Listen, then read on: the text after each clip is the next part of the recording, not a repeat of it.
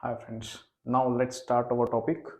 तो हम सीखने वाले हैं Coulomb's law in the vector form. तो Coulomb's law in vector form क्या होता है और हम इसे कैसे सीख सकते हैं, that we will see here. ठीक है, किस तरह से हम कूलम्स लॉ को वेक्टर फॉर्म में लिख सकते हैं, हम अब इस वीडियो में देखेंगे। ठीक है, तो मान लो कि मेरे पास दो चार्जेस है, एक है प्लस Q1 चार्ज तो और एक है प्लस Q2 चार्ज। तो Q2 चार्ज Q1 पर कितना फोर्स लगाएगा तो वो मुझे कैलकुलेट करना है। उसको मैं रिप्रेजेंट कितना हूं, Q2 चार्ज ने Q1 चार्ज पे कितना फोर्स लगाया। तो मैं लिखता हूं F12, मतलब force on the first charge due to the second charge. ठीक है, ये होता है F12, मतलब फोर्स एक्सर्टेड बाय, फिर से और एक बार बोलता हूं, force exerted by second charge on the first charge. ठीक है, अब इसी तरीके से फर्स्ट चार्ज भी सेकेंड चार्ज पर कुछ फोर्स लगाएगा, तो वह कितना होगा, that is equal to F, okay, force on the second charge due to the one F21। ठीक है, F21 वेक्टर। तो फोर्स को मैंने वेक्टर फॉर्म में लिख दिया। तो अब दोनों के चार्जेस का सेपरेशन कितना है, डिस्टेंस r डिस्टेंस है। ठीक है, r डिस्टेंस है। तो अब सेकेंड चार्ज से फर्स्ट चार्ज कितना दूर है, R12 कैप डायरेक्शन पर है, लेकिन दूरी कितनी है, r distance. Okay, and so which is the direction, r cap 12 is the direction of the second charge, second to first charge direction. ठीक है, सेकेंड चार्ज फर्स्ट चार्ज पर जितना फोर्स लगा रहा है R12 कैप डायरेक्शन पे लगा रहा है। ठीक है, ये आपको याद रखना है।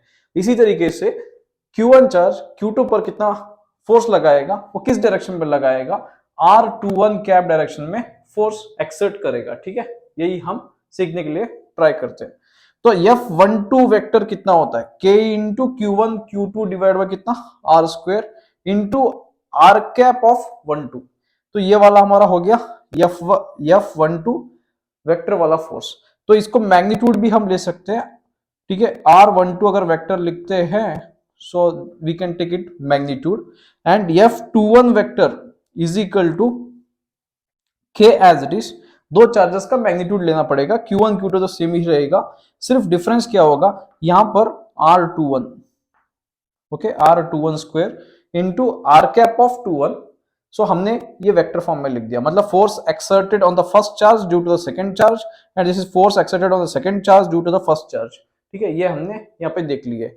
अब हम बात करते हैं आर कैप, ये आर कैप 21 क्या होता है, या R21 कैप क्या होता है। तो इसका मतलब ये है, ये एक डायरेक्शन है। ठीक है, ये एक डायरेक्शन है of the second charge from the first charge. ठीक है, इस डायरेक्शन पे, मतलब सेकेंड चार्ज इस डायरेक्शन पर है, तो हम डायरेक्शन रिप्रेजेंट करने के लिए आर कैप यूज करते हैं। तो आर कैप किस लिए यूज करते हैं, it is a direction, it is showing direction.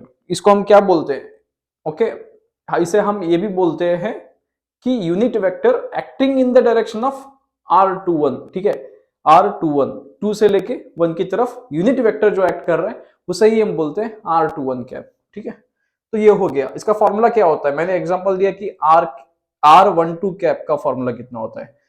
So R12 vector divide by magnitude of R12। ठीक है, that will be the formula of what, so R12 cap का फॉर्मूला। ठीक है, अब हम यहां पर क्या देख सकते हैं, जितना फोर्स Q2 ने Q1 पे लगाया उतना ही फोर्स Q1 ने भी Q2 पर लगाया। ठीक है, that is what you know, two forces are equal, but दोनों का डायरेक्शन जो होगा, अब Q2 ने Q1 पे फोर्स लगाया किस डायरेक्शन में, सो R12 कैप डायरेक्शन में फोर्स लग रहा है। ठीक है, अब Q1 ने Q2 पे फोर्स लगाया किस डायरेक्शन में, R21 कैप डायरेक्शन में फोर्स लगाया। तो यही, इसीलिए दोनों का डायरेक्शन डिफरेंस है, मैग्नीट्यूड तो सेम है। आप देख सकते हो कि ये टर्म तो यहाँ पर सेम हो रहा है। ठीक है, सो बट ओनली डायरेक्शन दोनों का थोड़ा बहुत अपोजिट है, तो यही हमने यहाँ पे लिखा है। Did you understand this? And one more thing is that F E dash is equal to F E divide by K. अगर मैं दो चार्जेस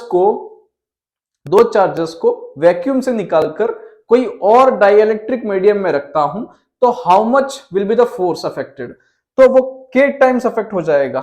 ठीक है, इलेक्ट्रोस्टैटिक फोर्स डिवाइड बाय के कर लोगे तो आपको अमाउंट ऑफ फोर्स मिल जाएगा, अमाउंट ऑफ इलेक्ट्रोस्टैटिक फोर्स मिल जाएगा जब हम उसे वैक्यूम से निकाल कर कहां पे रखते हैं, कोई भी डाइलेक्ट्रिक मीडियम में रखते हैं।